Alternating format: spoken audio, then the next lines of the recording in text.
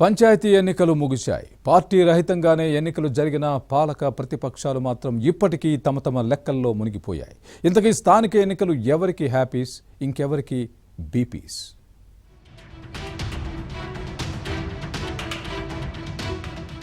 AP అధికార party YCP నాయకులు గట్టిగా ఉన్నారు. కేడర్ మాత్రం కాడికిందేసింది. ప్రతిపక్షమైన తెలుగుదేశంలో కేడర్ ఎదురొడ్డి పోరాడింది. వారిని నడిపించే నేతలు మాత్రం అంతా క్రియాశీలకంగా లేరనే విశ్లేషణలు వినిపిస్తున్నాయి. రాష్ట్రంలో 13,097 గ్రామ పంచాయతీలుండగా 2,197 గ్రామాల్లో ఏకగ్రీవమయ్యాయి. 10,890 పంచాయతీల్లో తెలుగుదేశం పార్టీ మద్దతుదారులు 4,421 పంచాయతీలను గెలుచుకున్నట్లు ప్రకటించారు. కౌంటింగ్ సక్రమంగా జరిగితే అదనంగా మరో 10% పంచాయతీలు కూడా తెలుగుదేశం మద్దతుదారులే గెలిచేవారని టీడీపీ అధినేత చంద్రబాబు నాయుడు వ్యాఖ్యానించారు. పంచాయతీ ఫలితాలను చూస్తే రాష్ట్రంలో వైసీపీ పతనం ప్రారంభమైందని అర్థమైపోతుందని, ఇక దేవుడు కూడా అధికార పార్టీని కాపాడలేరని చంద్రబాబు అంటున్నారు.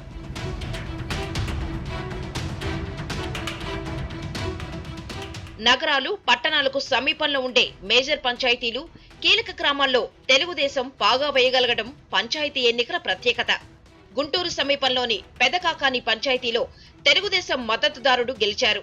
సీఎం జగన్ కు అత్యంత సన్నిహితులైన ఎంపీ అయోధ్య రామిరెడ్డి, మంగళగిరి ఎమ్మెల్యే ఆళ్ల రామకృష్ణారెడ్డి సొంత గ్రామం పెదకాకానిలో 21,000 మంది ఓటర్లున్నారు. ఈ గ్రామంలో 20 వార్డులుంటే 10 వార్డులు టీడీపీ మద్దతుతో, మరో వార్డు జనసేన, 9 వార్డులను వైసీపీ గెలుచుకుంది. సర్పంచ్ అభ్యర్థి 1040 ఓట్లు ఆధిక్యతో గెలుపొందారు. పొన్నూరు నియోజకవర్గంలో ఉన్న ఈ గ్రామం గుంటూరు నగరంలో కలిసిపోయి ఉంటుంది. ఎస్సీలోని ఒక వర్గం మినహా బీసీలు, ఇతర వర్గాలన్నింటిలోనూ టీడీపీకి అత్యధిక ఓట్లు పోలయ్యాయి.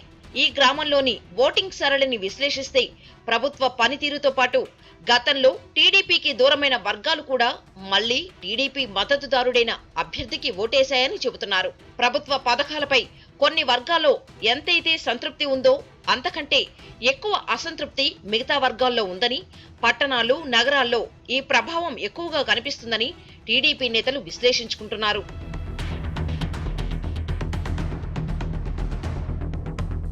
పంచాయతీ సమరంలో తెలుగుదేశం పార్టీకి మిగతా ప్రాంతాల కంటే ఉత్తరాంధ్రలో అత్యధిక స్థానాలు వచ్చాయి. కార్యనిర్వాహక రాజధానిగా విశాఖను చేస్తామని జగన్ సర్కార్ హడావుడి చేసినప్పటికీ ఆ ప్రాంత ప్రజానీకం లైట్ తీసుకుంది. ఉభయ గోదావరి జిల్లాల్లో తెలుగుదేశం పార్టీ, జనసేన మద్దతు అభ్యర్థులు కూడా చెప్పుకోదగ్గ స్థాయిలో గెలుపొందారు. ప్రకాశం, అనంతపురం జిల్లాలో ఒత్తిడిలోనూ టీడీపీ సత్తా చాటగలిగింది. గుంటూరు, కృష్ణా జిల్లాల్లో 4వ విడతలో మినహా మిగతా 3 దశల్లోనూ టీడీపీ ప్రభావం చూపకపోవడానికి నాయకుల అలసత్వమే కారణమని కొంతమంది విశ్లేషించుకుంటున్నారు. హైకమాండ్తో సంబంధం లేకుండా గ్రామ స్థాయిలో జరిగిన టీడీపీ, జనసేన పొత్తుల్లో ఉభయ గోదావరి జిల్లాల్లో జనసేన మద్దతుదారులు గెలుపొందారు.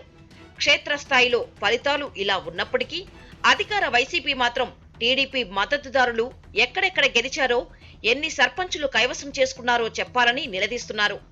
పంచాయతీ ఎన్నికల్లో వైసీపీ ప్రభంజనం సృష్టించిందని, 80% పంచాయతీలను అధికార పార్టీ మద్దతుదారులు గెలుచుకున్నారని, కేవలం 16% పంచాయతీలు మాత్రమే టీడీపీ గెలుచుకుందని పంచాయతీరాజ్ శాఖ మంత్రి పెద్దిరెడ్డి చెబుతున్నారు.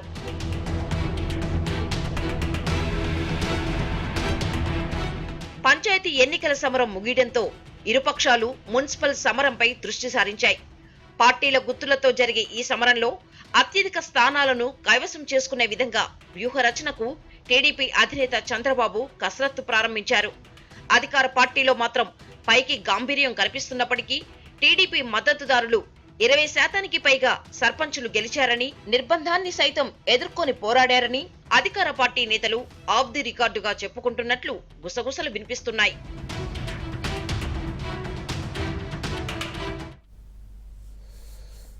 వైసీపీ పతనం ప్రారంభమైందని చంద్రబాబు జోస్యం చెప్పారు. పంచాయతీ ఎన్నికల్లో టీడీపీ నేతలు, కార్యకర్తలు క్షేత్రస్థాయిలో వీరోచితంగా పోరాడారని కొనియాడారు. పంచాయతీ ఎన్నికలు సక్రమంగా జరిగి ఉంటే ఇంకా 10% ఫలితాలు టీడీపీకి పెరిగేవని, అదే జరిగితే వైసీపీ ఇప్పుడే పతనం అయ్యేదని అన్నారు. పంచాయతీ ఎలక్షన్స్ అన్ని కూడా పూర్తి చేసుకున్న సందర్భంగా నేను ప్రజలందరినీ అభినందిస్తున్నా. వీరోచితంగా పోరాడారు. ఎప్పుడూ చేయనంత సాహసం చేశారు. ప్రజాస్వామ్య పరిరక్షణ కోసం ఉద్యమించారు. మీరు చేసిన పోరాటం చరిత్రలో చిరస్థాయిగా ఉండిపోతుంది. అదేవిధంగా దీనికి తెలుగుదేశం పార్టీ నాయకత్వాన్ని వహించారు. అవతల వాళ్ళు ఎన్ని ఒత్తిళ్లు పెంచినా, ఎంత భయభ్రాంతులు చేసినా, శారీరకంగా, మానసికంగా, ఆర్థికంగా మిమ్మల్ని వేధించినా, వీరోచితంగా నిలబడ్డ మిమ్మల్ని, నాయకత్వం ఇచ్చిన కార్యకర్తలందరినీ మనస్ఫూర్తిగా అభినందిస్తున్నా. 4వ విడత 41.7%తో తెలుగుదేశం పార్టీ గెలిచాం. 4వ విడతలో 2748 పంచాయతీలకు గాను 1105 పంచాయతీలు గెలిచాం. పొత్తులో 31 గెలుచుకున్నాం. మొత్తంగా 1136 గెలుచుకుని తద్వారా 41.7% అంటే ఇది ప్రజలు చూపించిన ఆదరణ, ప్రజలు చేసినటువంటి సాహసం అని చెప్పి కూడా నేను మీకు తెలియజేస్తున్నా. శక్తి సామర్థ్యం అనుకుంటున్నావు, పోలీసులు ఉన్నంత వరకే నీ ప్రతాపం. ఆ పోలీసులు పోయిన తర్వాత అదే కానీ మేము కన్నెర్ర చేసుంటూ నువ్వు అడ్రస్ ఉండేవాడు కాదు రాజకీయాల్లో. ఆ విషయం గుర్తుపెట్టుకో. 22 సంవత్సరాలు తెలుగుదేశం పార్టీ అధికారం ఉన్నాం. 2 ఏళ్లకే మిడిసి పడుతున్నారు మీరంతా. ఎన్నికలు ఇంపార్షియల్గా పెట్టండి, ప్రజలు చోట్లేమనండి, మీ ఓటేస్తే మేము ఒప్పుకుంటాం. అట్లా కాకుండా భయభ్రాంతులను చేసి, తప్పుడు కేసులు పెట్టి, ప్రలోభాలు పెట్టి, అధికార యంత్రాంగం పోయి ఎక్కడికక్కడ బెదిరించి ఓట్లు వేయించుకోవడం ఇది ప్రజాస్వామ్యం అని అడుగుతున్నా. ఎన్నికల నిబంధనలకు వ్యతిరేకంగా సింగిల్ డిజిట్ వస్తేనే రీకౌంట్ చేయాలంటే 250, 300 ఓట్లు వస్తే రీకౌంటింగ్ ఆర్డర్ ఇస్తారు. ఒకేసారి రీకౌంట్ చేయాలంటే 3-4 సార్లు రీకౌంట్ చేస్తారు. ఈ విధంగా 1-2 కాదు, మొత్తం ఇష్టం వచ్చినట్టు చేశారు. అదే తెలుగుదేశం పార్టీ కానీ గెలిస్తే రీకౌంటింగ్ ఉంటుంది. వైఎస్ఆర్ కాంగ్రెస్ పార్టీ గెలిస్తే రీకౌంటింగ్ లేకుండా ఇష్టానుసారంగా ముందుకు పోయే పరిస్థితికి వచ్చారు. కొన్ని ప్రాంతాల్లో ఏజెంట్లు బయట తీసుకెళ్తారు. అందరినీ బయట తీసుకొచ్చి ఆ యొక్క బ్యాలెట్ పేపర్లు తారుమారు చేసి మళ్ళా రమ్మని మీరు ఓడిపోయారు, పలానాన్ని గెలిచారంటారు. ఇంకొక పక్క నా నియోజకవర్గంలో జరిగింది.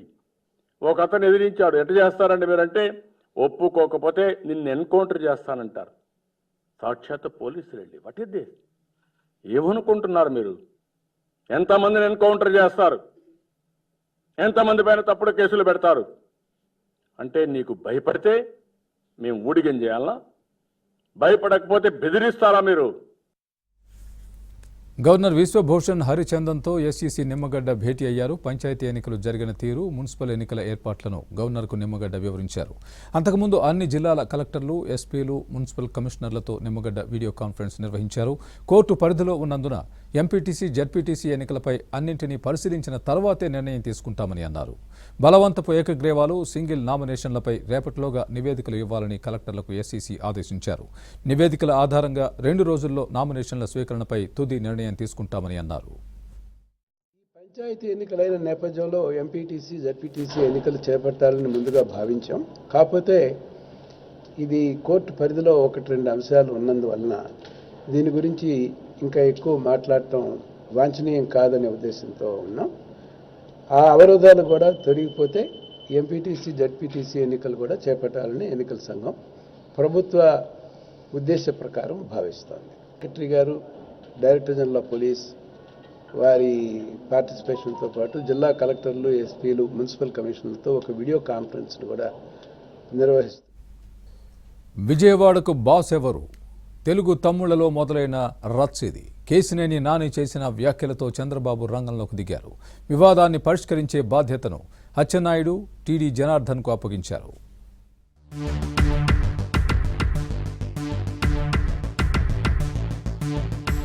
బెజవాడకు తానే అధిష్టానం అంటూ కేశినేని నాని చేసిన వ్యాఖ్యలు మరోసారి విజయవాడ టీడీపీలో వేడి పుట్టించాయి. అయితే ఆ వెంటనే చంద్రబాబు రంగంలోకి దిగారు. వివాదం ముదరకుండా నేతలతో మాట్లాడారు.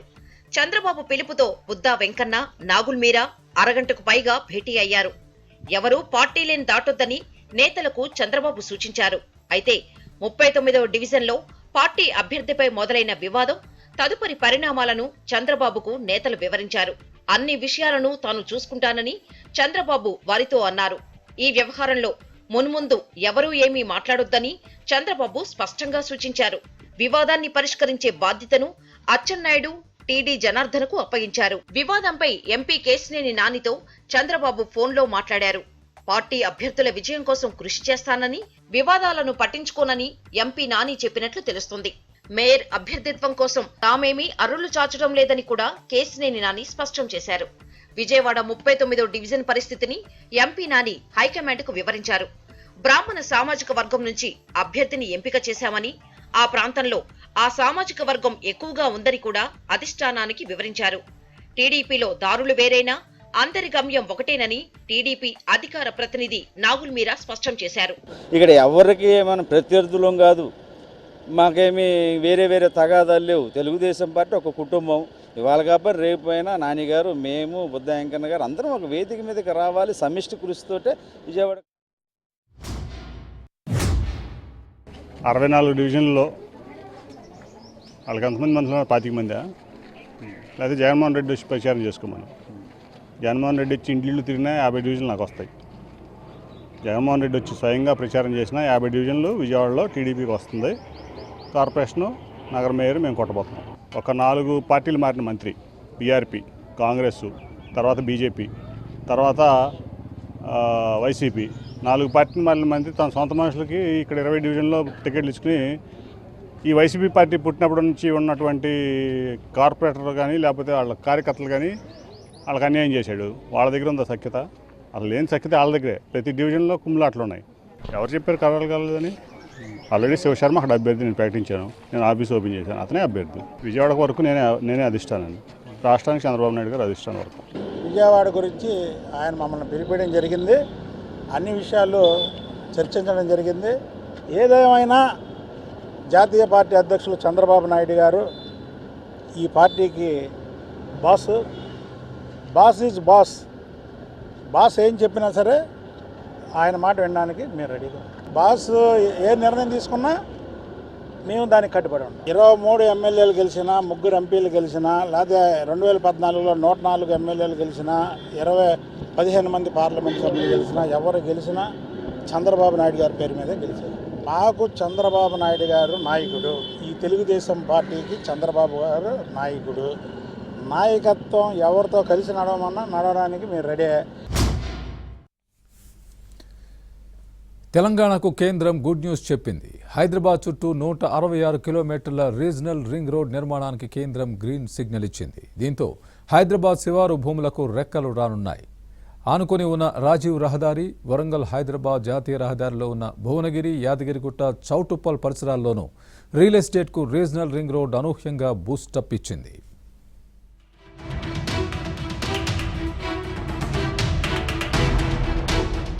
హైదరాబాద్ చుట్టూ 344 కిలోమీటర్ల పొడవున తెలంగాణ ప్రభుత్వం నిర్మించాలనుకున్న రీజనల్ రింగ్ రోడ్డు RRRకి కేంద్రం ఓకే చెప్పింది. ఇందులో భాగంగా 166 కిలోమీటర్ల తొలిదశ రీజనల్ రింగ్ రోడ్డు నిర్మాణానికి ఆమోదం తెలిపింది. దీనిపై టీఆర్ఎస్, బీజేపీ ఎంపీలకు గడ్కరీ సమాచారం ఇచ్చారు. ఆ తర్వాత కిషన్ రెడ్డి అధికారికంగా ప్రకటించారు. ఈ విషయంలో నరేంద్ర మోడీ గారితో, అదేవిధంగా ట్రాన్స్పోర్ట్ అండ్ హైవేస్ మినిస్టర్ అయినటువంటి నితిన్ గడ్కరీ గారితో అనేక సార్లు చర్చించడం జరిగింది. ఇప్పటికీ ఈ యొక్క రోడ్డు నిర్మాణ సమస్య, రీజనల్ రింగ్ రోడ్డు నిర్మాణ సమస్య ఒక కొలిక్కొచ్చింది. ఇది చాలా తెలంగాణ అభివృద్ధి విషయంలో ఒక గేమ్ చేంజర్గా ఈ రోడ్డు మారబోతా ఉంది. రోడ్డు నిర్మాణానికి అయ్యే వ్యయంలో 50% రాష్ట్ర ప్రభుత్వం భరిస్తుందని కేసీఆర్ హామీ ఇచ్చారు. ఇది పూర్తయితే Nagpur to Hyderabad to Bengaluru corridor, Pune to Hyderabad to Vijayawada క్యారిడర్లో జాతీయ రహదారి కనెక్టివిటీ మరింతగా పెరుగుతుంది. హైదరాబాద్ చుట్టుపక్కల వాహనాల రాకపోకలు సజావుగా సాగేందుకు RRR ఎంతో ఉపయోగపడనుంది. 344 కిలోమీటర్ల రీజనల్ రింగ్ రోడ్డు కోసం భూసేకరణ, నిర్మాణ వ్యయం కలిపి 15,000 రూపాయల కోట్లు ఖర్చవుతుందని అధికారులు అంచనా వేశారు. మొత్తం ప్రాజెక్టు వ్యయంలో 80% భూసేకరణకే ఖర్చవుతుందని DPRలో వివరించారు. ఇందుకు అవసరమైన 9,000 కోట్ల రూపాయలలో 50% భరించేందుకు సిద్ధంగా ఉన్నట్లు కేంద్రానికి తెలంగాణ ప్రభుత్వం ప్రతిపాదనలు పంపింది. 344 కిలోమీటర్ల రోడ్డు నిర్మాణానికి 15,000 కోట్లకు పైగా ఖర్చయ్యే పరిస్థితి ఉండటంతో ప్రాజెక్టును 2 ఫేజులుగా విభజించారు. నార్థన్ పార్ట్కి సంబంధించినటువంటి ఒకటి సదరన్ పార్టు, ఈ రింగు రోడ్డును 2 పార్టులుగా కేంద్ర ప్రభుత్వం నిర్మించబోతా ఉంది. నార్థన్ పార్ట్ కింద 158 కిలోమీటర్ల రోడ్డు నిర్మాణం జరగనున్నది. ఇన్ ప్రిన్సిపల్గా కేంద్ర ప్రభుత్వం దీనికి అంగీకరించింది. డిపిఆర్ సిద్ధం చేసి కేంద్రానికి సమర్పించినప్పటి నుంచి RRR పేరిట 100 కోట్ల రియల్ ఎస్టేట్ వ్యాపారం నడిచింది. RRR లోపల చిన్న చిన్న టౌన్స్ ను ఆనుకొని ఉన్న భూములకు రెక్కలొచ్చాయి. కొన్ని ఏరియాల్లో 15 లక్షల రూపాయలకు మించని ఎకరం భూమి ₹1 కోటి పైగా ధర పలికింది. ప్రధానంగా సంగారెడ్డి జిల్లాలోని పటాన్చెరు, అమీన్పూర్, నర్సాపూర్, తూప్రాన్, ప్రజ్ఞాపూర్, జగదేవ్పూర్, చౌటుప్పల్, గజ్వేల్ ను ఆనుకొని ఉన్న రాజీవ్ రహదారి, వరంగల్ టు హైదరాబాద్ జాతీయ రహదారిలో ఉన్న భువనగిరి, యాదగిరిగుట్ట, చౌటుప్పల్ పరిసరాల్లోనూ రియల్ ఎస్టేట్ కు రీజనల్ రింగ్ రోడ్డు అనూహ్యంగా బూస్టప్ ఇచ్చింది.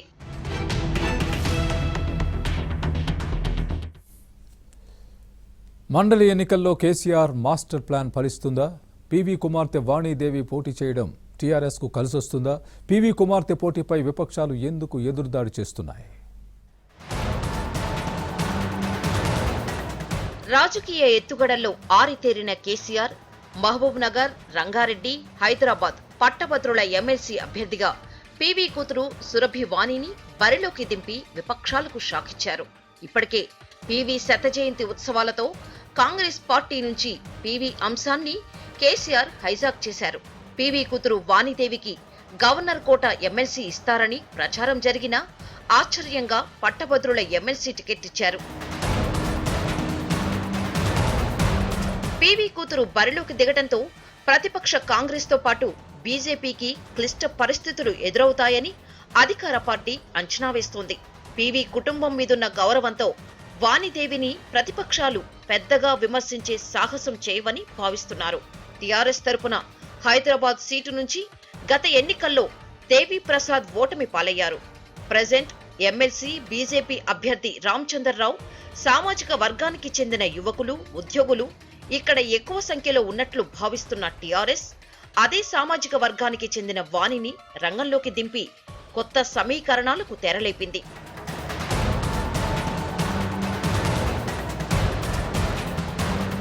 పీవీ కుటుంబం అభిమానులకు చెందిన విద్యాసంస్థల్లో చదువుకున్న విద్యార్థులు వేల సంఖ్యలో ఉన్నారు.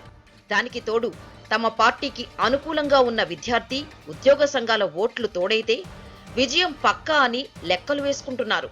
పీవీకి టీఆర్ఎస్ పార్టీ ఇస్తున్న ప్రాధాన్యతను విస్తృతంగా ప్రచారం చేసి కాంగ్రెస్ ను ఇరుకున పెట్టి సానుభూతి ఓట్లను పొందాలని డిసైడ్ అయింది. అయితే ఇక్కడ వాణిదేవి గెలిస్తే టీఆర్ఎస్ బోనస్ గా తీసుకుంటుంది. ఇదిలా ఉంటే వాణిదేవి రంగంలోకి దిగడంతో అప్పుడే పొలిటికల్ వెదర్ హీటెక్కింది. ప్రతిపక్షాలు టీఆర్ఎస్ పై ఎదురుదాడి మొదలుపెట్టాయి. ఓడిపోయే స్థానాన్ని పీవీ కుటుంబానికి ఇవ్వడం సరికాదని విరుచుకుపడుతున్నాయి. ఓటమిని పీవీ ఖాతాలో వేసే కుట్ర చేస్తున్నారని ఆరోపిస్తున్నాయి.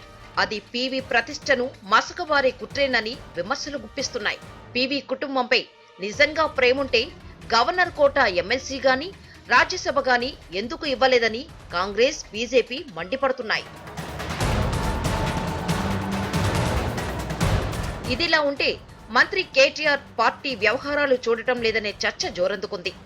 మౌనంగా ఉంటున్న మంత్రి కేటీఆర్ తో పాటు ఆయన వర్గం ఇప్పుడు ప్రచారంలో పాల్గొంటుందా లేదా అనేది ఆసక్తిగా మారింది. అంతేకాకుండా వరంగల్ పట్టభద్రుల స్థానంలో ఆయన వర్గం ప్రచారంలో పాల్గొనడం లేదనే గుసగుసలు కూడా జోరందుకున్నాయి. హైదరాబాద్ స్థానాన్ని మాజీ మేయర్ బొంతు రామ్మోహన్ తో పాటు పలువురు ఆశించారు. ఇప్పుడు పీవీ కూతురు వాణీదేవి అభ్యర్థి కావడంతో ఎలా వ్యవహరిస్తారనేది పార్టీలో చర్చనీయాంశంగా మారింది. వాణీదేవి ఎమ్మెల్సీ ఎన్నికల్లో గెలవడం ఖాయమని టీఆర్ఎస్ నేతలు ధీమా వ్యక్తం చేశారు. అయితే పీవీ కుటుంబాన్ని ఓడించే కుట్రలో భాగంగానే వాణిని బరిలో దించారని విపక్షాలు ఆరోపిస్తున్నాయి.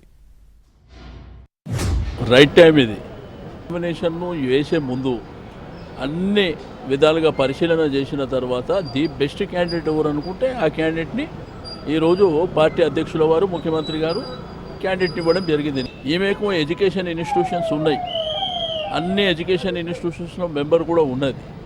అయితే మీకు గ్రాడ్యుయేట్ ఎన్నికల్లో డెఫినెట్గా వాళ్ళ హక్కుల కోసం, వాళ్ళ ఇష్యూస్ కోసం ఫైట్ చేయాలంటే దాంట్లో అనుభవం ఉన్నటువంటి వ్యక్తి ఉండాలనేటువంటి ఉద్దేశంతో మరి క్యాండిడేట్గా సెలెక్షన్ చేయడం జరిగింది. నేను ఇంట్లో నిలబడతా, నేను దీంట్లోనే పోరాడతా, దీంట్లోనే గెలుస్తా అని చెప్పింది. ఆమె సిద్ధమంటేనే కదా నిలబెట్టినా. భారీ మెజార్టీతో గెలుస్తుంది. నువ్వు ఆ పార్టీకి ఏం సంబంధం లేదు. పక్కా ఆయన ఓటమిని కేసీఆర్ ఆయన ఖాతాలో రాసుకోకుండా పీవీ గారి కుటుంబంలో వాళ్ళ ఖాతాలో రాయడానికి పన్నిన కుట్ర. ఓటమిని అంగీకరించి ఆయన కుటుంబానికో ఆయన దగ్గరోళ్ళకి ఇవ్వకుండా కాంగ్రెస్ కుటుంబానికి టికెట్ ఇచ్చిండు కేసీఆర్. అంటే దీన్ని బట్టి కేసీఆర్ ఎంత జిత్తులమారోడో దీన్ని బట్టి మీరు అర్థం చేసుకోవచ్చు. ఈ జిత్తులమారు వ్యవహారాలు ఎక్కువ కాలం జరగవు అనేది ఎన్నో 15-16 రోజులు ఉన్నట్టుంది మొత్తం ప్రక్రియ అంతా 20 రోజులు. ఆ తర్వాత ఎవరి షాక్లోనైతారో మీరే చూస్తారు కదా. ఎందుకు పీవీ గారి కుటుంబాన్ని ప్రత్యేకంగా ఎన్నుకున్నాడు? తెలిసిన ఫలితాలకు పీవీ కుటుంబాన్ని పెడుతున్నాడు అంటేనే దీంట్లో మనకు ఒక స్పష్టత వచ్చింది. BJP legal cell convener Prasanna సంచలన వ్యాఖ్యలు చేశారు. వామన్ రావు దంపతుల్ని అన్యాయంగా చంపారంటూ ఇక నుంచి తాము లీగల్ మర్డర్స్ చేస్తామని ఘాటైన వ్యాఖ్యలు చేశారు. ఒక్కో ఎమ్మెల్యేను ఉరికించి కొడతామంటూ తీవ్ర వ్యాఖ్యలే చేశారు. ఒక్కసారి కోర్టు విప్పితే లీగలా ఇల్లీగలా అనే సాక్ష్యాలు కూడా దొరకకుండా చేస్తామని అన్నారు.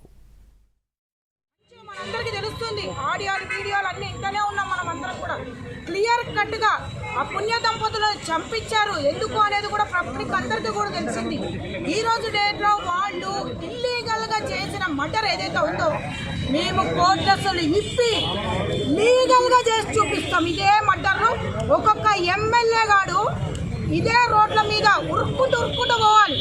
తన్నుకుంటూ ఈ ఒక్కొక్క అడ్వకేట్లు పోతుంటారు, వీళ్ళు ముందు పోతుంటారు. ఈ రోజు డేట్లో తెలంగాణ మొత్తం వచ్చిందంటే only because of advocates. Only advocates ద్వారానే వచ్చింది. కానీ ఈ రోజు డేట్లో ఆయన ఏదో కూర్చొని నేను తీసుకొచ్చిన తెలంగాణ అంటే మీరు రాండిరా ఒక్కొక్కడు వచ్చి ఈ అడ్వకేట్లకి ఏ విధంగా మీరు న్యాయం చేస్తున్నారో చూపించండి. అదే అడ్వకేట్లు ఈ రోజు డేట్లో అరే కోర్టు వేసుకున్నంత వరకేనా మేము న్యాయం చేసేది. ఒక్కసారి కోర్టు ఇప్పినామంటే ఈ లీగలా ఇల్లీగలా అనేది మీకు సాక్షాత్తులు కూడా దొరకనియం మేము. అట్లాంటిది మీరు ఎట్లయితే ఇల్లీగల్ పనులకు అన్నిటికీ దందాలు నడుపుతున్నారో ఇదే ఇల్లీగల్ దందాలలో మిమ్మల్ని కూడా పూడ్చి పాదపెట్టే రోజు వస్తుంది. రెడీగా ఉండండి. అరే ఒక ట్విట్టర్లో బర్త్డేలు చెప్పుకుంటారు, రిటర్న్ గిఫ్ట్ ఇస్తావురా ఆ రోజు మా బర్త్డేకి మాకు అడ్వకేట్లకి మేము ఎంత పుణ్యాత్మలు రావాళ్ళు. ఈ రోజు రేట్లో భార్యాభర్తలు ఇద్దరు కొన్ని వేల మంది అడ్వకేట్లకి దానం చేసిండ్రు. కరోనా ప్రధాని మోదీ పశ్చిమ బెంగాల్లో ఎన్నికల వేడి పుట్టించారు. బెంగాల్ ప్రజలు మార్పును కోరుకుంటున్నారంటూ వారిని ఆకట్టుకునేందుకు ప్రయత్నించారు. ప్రజల సొమ్మును దీదీ మింగేస్తున్నారని ఆరోపించారు.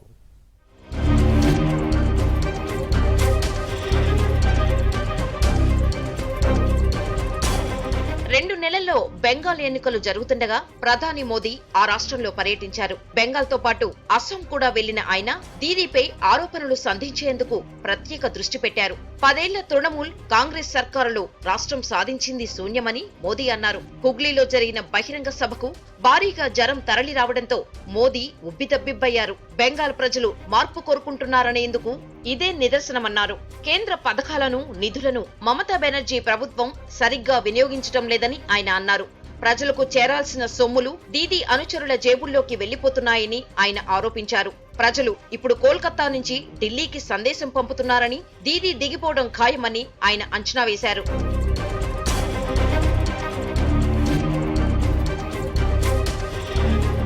ఓటు బ్యాంకు రాజకీయాల కోసం తృణమూల్ ప్రభుత్వం కొన్ని వర్గాలకు అన్యాయం చేస్తుందని మోదీ ఆరోపించారు. కోల్కతా మెట్రో నార్త్ సౌత్ లైన్ను ప్రారంభించిన ఆయన రాష్ట్రంలో రైల్వే ప్రాజెక్టులకు కేంద్రం ఇచ్చిన నిధులు ఏకరువు పెట్టారు. పశ్చిమ బెంగాల్లో మౌలిక సదుపాయాలకు కేంద్రం ప్రత్యేక ప్రాధాన్యం ఇస్తుందన్నారు. మమత పాలనలో రాష్ట్ర ప్రజలకు మంచినీరు కూడా అందడం లేదన్నారు. బెంగాల్లో 1,75,00,000 కుటుంబాలు ఉంటే అందులో 9 లక్షల కుటుంబాలకు మాత్రమే రక్షిత మంచినీరు అందుతుందన్నారు. స్వాతంత్ర సమరయోధులను, వైతాళికులను కూడా మమత ప్రభుత్వం విస్మరించిందని, బంకిం చంద్ర చటర్జీ నివసించిన వందే మాతరం భవనం నిరాదరణకు గురవుతుందని మోదీ గుర్తు చేశారు.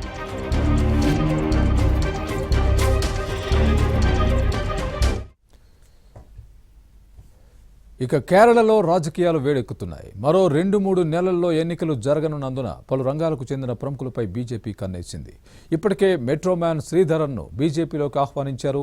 తాజాగా పరుగుల రాణి పీటీ ఉష కూడా బీజేపీలో చేరి రాజకీయాల్లో అడుగుపెట్టేందుకు సిద్ధమైనట్టు తెలుస్తోంది.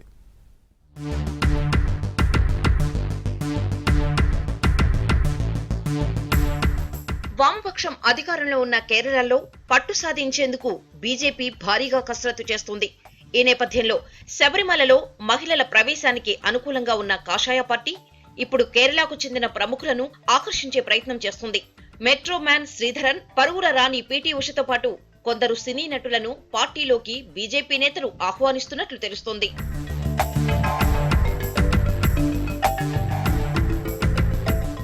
మాజీ అథ్లెట్ పీటీ ఉష కొంతకాలంగా సాగు చట్టాలపై కేంద్రం బీజేపీకి మద్దతు పలుకుతుంది.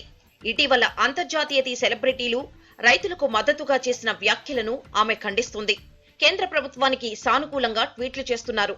ఈ నేపథ్యంలో ఆమె బీజేపీలో చేరుతున్నట్లు కొన్ని రోజులుగా ప్రచారం జరుగుతుంది. అయితే ఈ వార్తలపై స్పందించేందుకు పీటీ ఉష సన్నిహితులు నిరాకరించారు.